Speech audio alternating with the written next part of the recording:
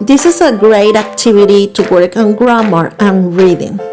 Write different sentences on color cards and let the kids have fun sorting out each sentence. Then have them read them. He is 10 years old. Very good. Good job. He's Mauricio. He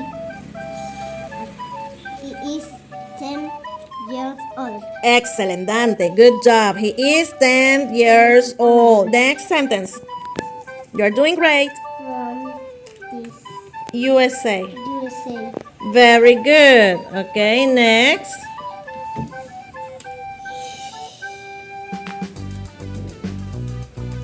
He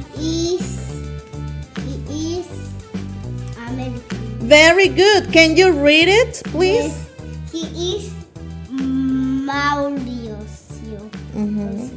He is 10 years old. He is from USA. Very good. He is American. Very good job, Dante. Good job.